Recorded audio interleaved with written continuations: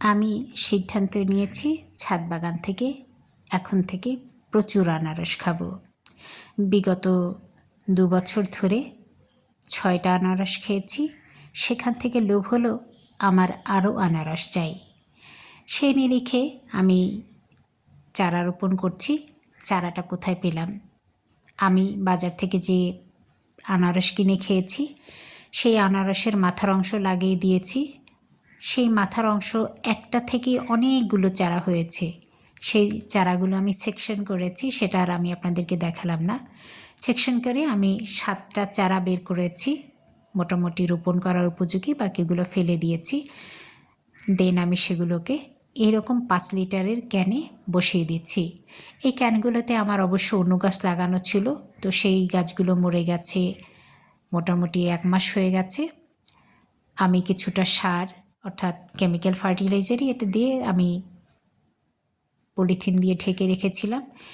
দেন সারগুলো গলে গেছে এবং মাটিগুলো শিকড় যা ছিল পচে গেছে, বেশ ভালো উর্বর হয়েছে। এই মুহূর্তে আমি আনারসগুলো লাগিয়ে দিচ্ছি। দেখুন, আনারসগুলো লাগাতে গিয়ে আমি কোনো গ্লাভস ইউজ করি নাই, যার ফলে আমি কিন্তু প্রচুর কাটার খোঁচা খেয়েছি। আপনারা এই ভুলটি একদম করবেন না। আনারস গাছ লাগাতে গেলে অবশ্যই আপনারা গ্লাভস পরে নেবেন, কারণ এটা দিয়ে সেপটিক হয়ে যেতে পারে।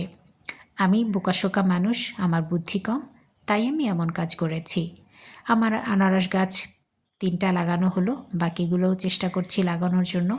আমার আপুমনি ভিডিও করে দিচ্ছেন।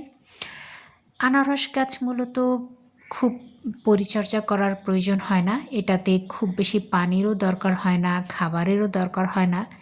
মোটামুটি 1.5 বছর লাগে আনারস আসতে।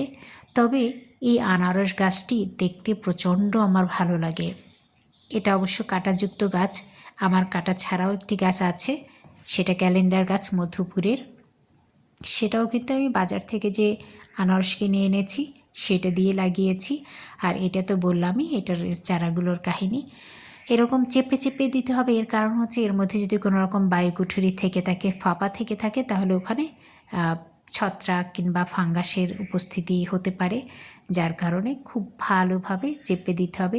আর একটা কারণ হচ্ছে গাছটি তাহলে কিন্তু সোজা থাকবে। দেখবেন আমি কিছুটা পাতা ছিঁড়ে নিচ্ছি। এটার কারণ হচ্ছে ওই পাতা যে ছিঁড়ে নিচ্ছি ওখান থেকেই কিন্তু নতুন করে শেকড় বের হবে এবং গাছটি অত্যন্ত চমৎকার হবে। এই জন্য নিচের পুরনো পাতা কিছুটা ফেলে দিয়ে যখন আপনারা বাজার থেকে আনারস কিনে খাবেন, মাথার অংশ লাগাবেন, তখনও কিন্তু নিচ থেকে অনেকগুলো পাতা এরকম ছিঁড়ে ফেলে দেবেন। তখন দেখবেন কিছুটা চোখ চোখ দেখা যায়। তো ওই চোখ চোখ থেকেই কিন্তু শিকড় বের হয়। তো আমিও সেই কাজটি করছি।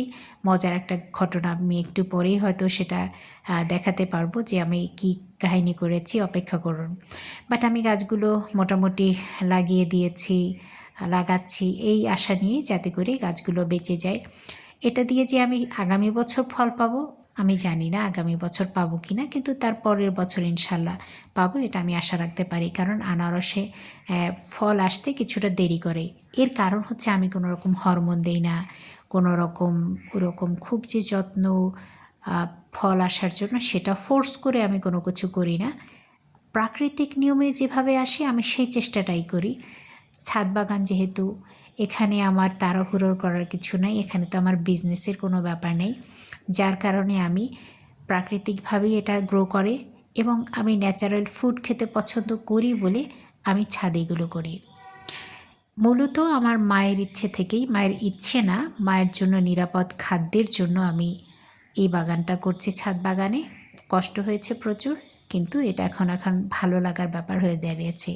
মজার ব্যাপার সম্ভবত এখনই ঘটে গেল। দেখুন, পাতাটা এমন জোরে ছিঁড়েছি যে গোড়াটাই ভেঙে গেল। তো সে যাই হোক, এই হলো ব্যাপার। গাছগুলো মোটামুটি লাগানো শেষ।